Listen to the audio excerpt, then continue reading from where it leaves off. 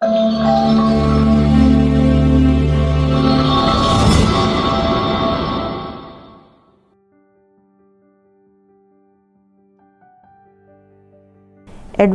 Hope channel میں میں آپ کی میزبان فراز سلیم ایک دفعہ پھر آپ کی خدمت میں حاضر ہوں۔ یقیناً آپ سب خیریت سے اور خوش ہوں گے۔ ناظرین، ایک دفعہ پھر سوال و جواب کے پروگرام کے ساتھ میں اور پاسٹر عظمت ایمینول آپ کی خدمت میں حاضر ہیں۔ آج ہم نے جس موضوع کا چناؤ کیا ہے وہ ہے انسان اور ہماری دنیا۔ آج کلام مقدس میں سے ہم اس بات کو سیکھیں گے کہ انسان اس دنیا میں کس مقصد کے لیے آیا ہے، انسان کی تخلیق کیوں ہوئی ہے، اور کیا اس دنیا کا خاتمہ ہوگا۔ بائبل مقدس ان تمام باتوں کے بارے میں ہمیں کیا بتاتی ہے؟ ان تمام سوالوں کے جوابات پاسٹر عظمت ایمینول ہمیں دیں گے۔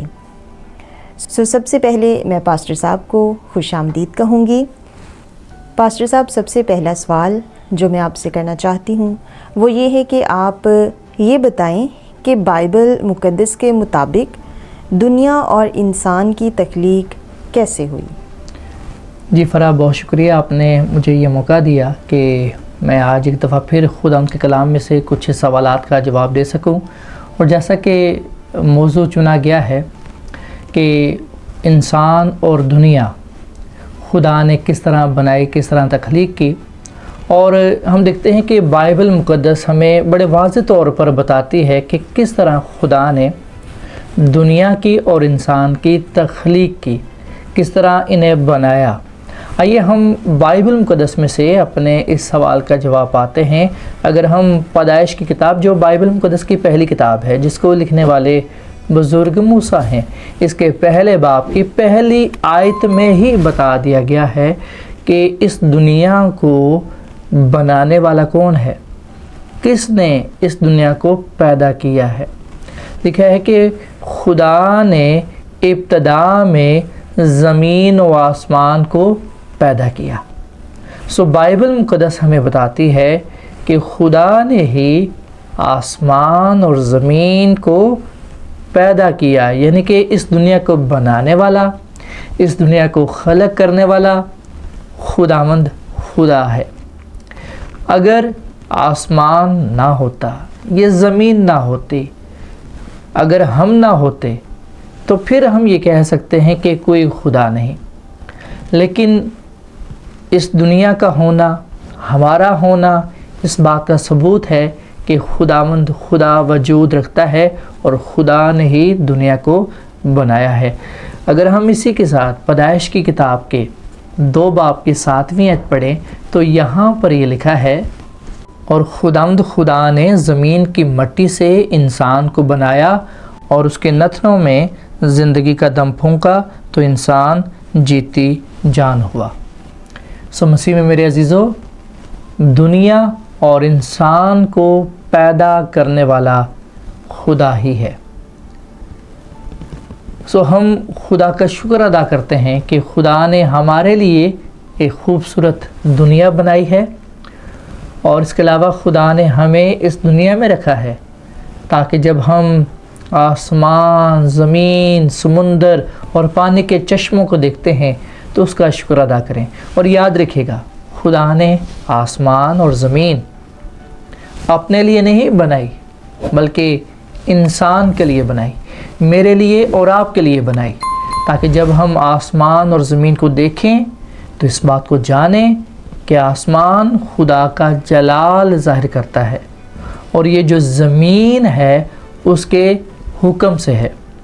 اس لیے ہم خداوند کو اپنا خالق، اپنا مالک، اپنا بنانے والا، تیار کرنے والا تسلیم کریں، تاکہ ہم اس بات کو جانیں کہ وہی ہے جو سب کچھ کرنے کی قدرت رکھتا ہے۔ خداوند ہمارا خدا تخلیق کرنے والا ہے، وہ ہمارا خالق ہے، ہمارا بنانے والا ہے، اور اسی نے ہی ہمیں اس دنیا میں رکھا ہے۔ جی فرا۔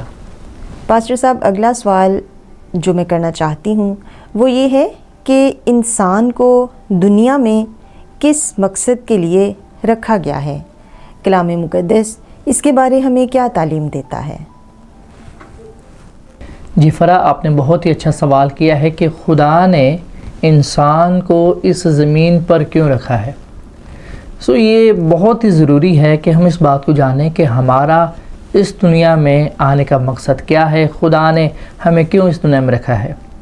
آئیے ہم اگر خداوند کے کلام میں سے پیدائش کی کتاب اس کے 2 باب کی 15ویں آیت پڑھیں تو یہاں پر یہ لکھا ہے کہ اور خداوند خدا نے آدم کو لے کر باغ عدن میں رکھا کہ اس کی باغبانی اور نگہبانی کرے۔ آمین۔ مسیح میں میرے عزیزو، خدا کا کلام ہمیں بتاتا ہے کہ خدا نے جب دنیا بنائی، جب خدا نے آدم اور حوا کے لیے باغ عدن تیار کیا تو خدا نے انہیں باغ عدن میں رکھا۔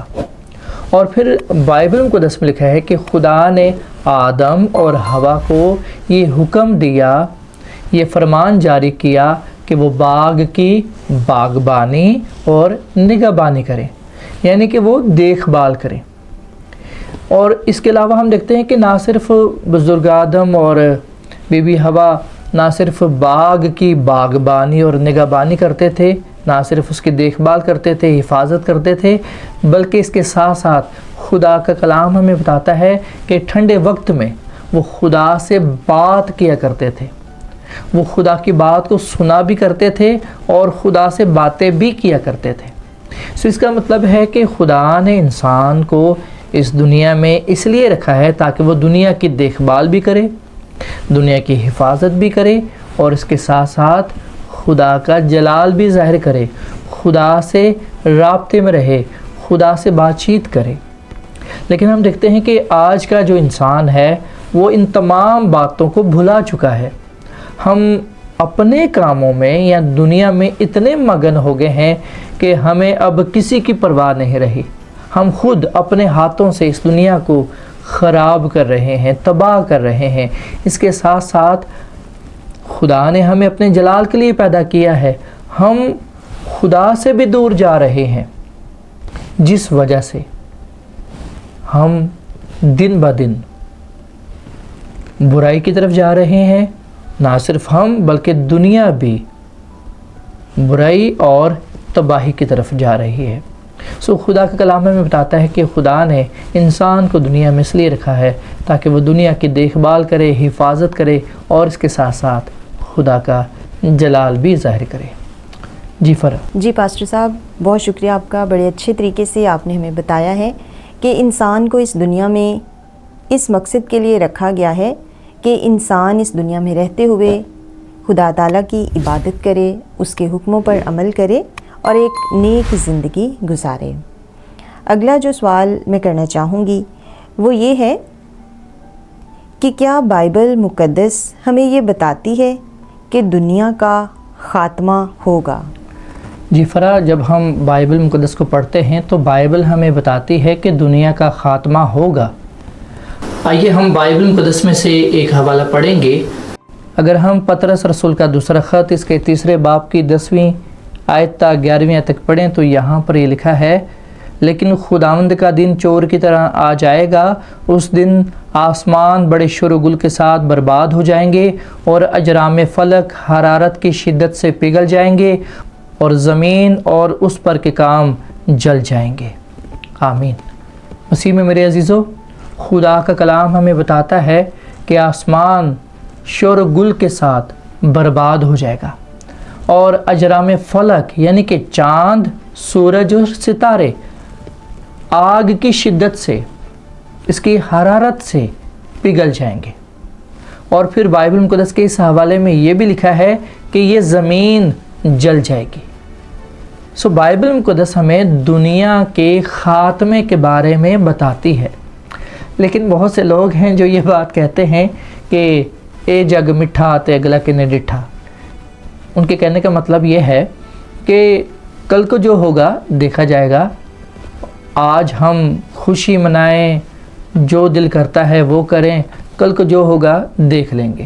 لیکن ہم نے یاد رکھنا ہے، خدا کا کلام ہمیں بتاتا ہے کہ دنیا کا خاتمہ ہوگا، دنیا ختم ہو جائے گی۔ اس لیے ہم نے اپنے آپ کو دیکھنا ہے، حال کو بھی اور مستقبل کو بھی۔ ہمارا آج کا فیصلہ ہمارے مستقبل پر اثر انداز ہوگا، اس پہ اثر ڈالے گا، اس پہ فرق پڑے گا۔ سو اس لیے اگر ہم آج اپنے آپ کو بہتر کر لیں گے تو پھر مستقبل میں بھی ہم محفوظ رہیں گے۔ اس کے علاوہ مکاشفہ کی کتاب کے 21ویں باب کی پہلی آیت میں یہ لکھا ہے کہ میں نئے آسمان اور نئے زمین کو دیکھا۔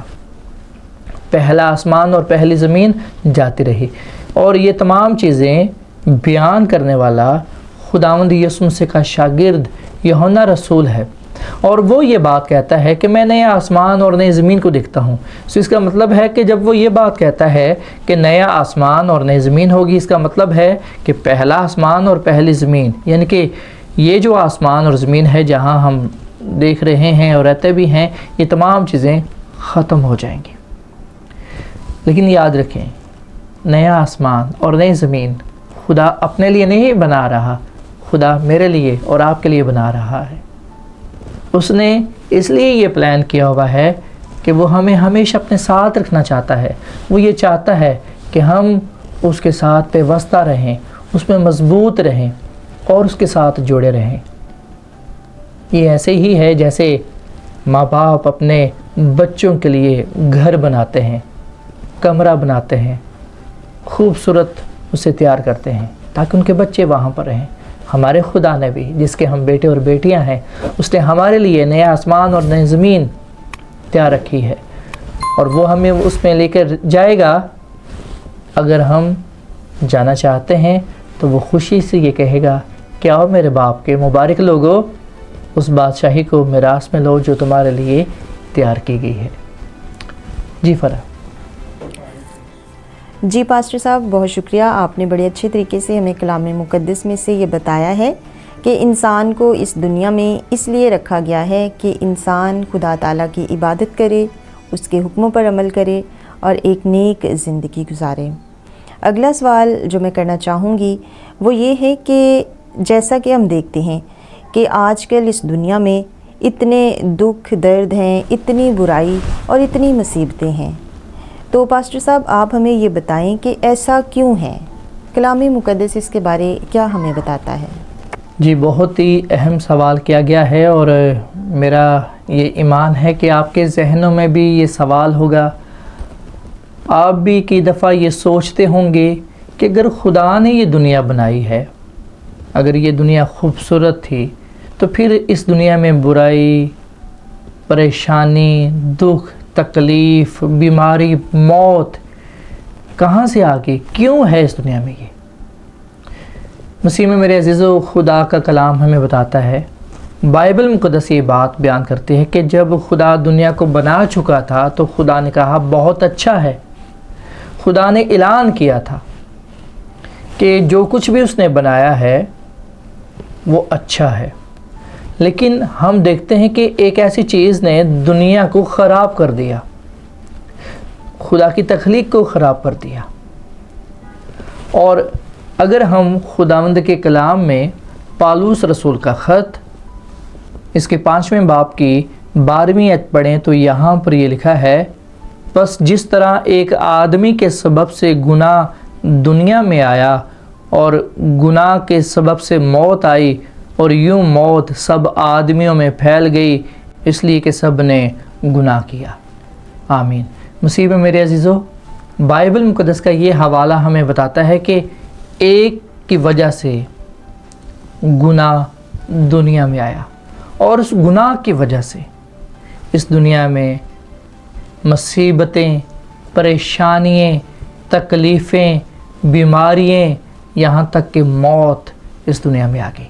سو گناہ کی وجہ سے یہ تمام بربادی، برائی، جنگ و جدل، مصیبتیں، پریشانیاں، تکلیفیں، بیماریاں، موت پائی جاتی ہے۔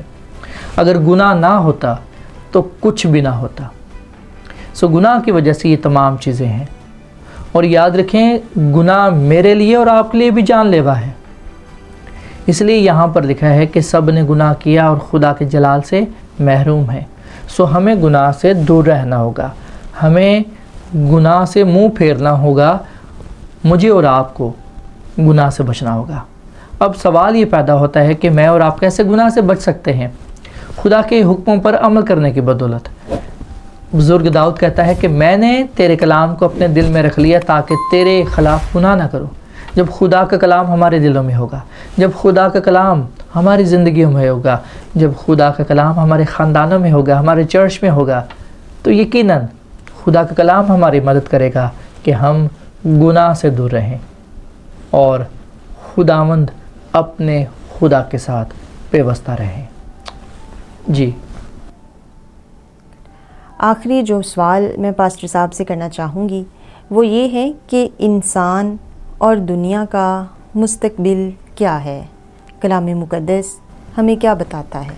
جی فرح، بڑا ہی اچھا آپ نے سوال کیا ہے، اور یہ ہمارا آج کا آخری سوال ہے، اور میں خدا کے کلام میں سے بتانا چاہوں گا کہ بائبل مقدس ہمیں مستقبل کے بارے میں زندگی کی امید دیتی ہے، مبارک امید۔ اور ہم بائبل مقدس میں پڑھتے ہیں، خدا کا کلام ہمیں بتاتا ہے کہ خدا نے ہمارے لیے ایک شاندار مستقبل رکھا ہوا ہے۔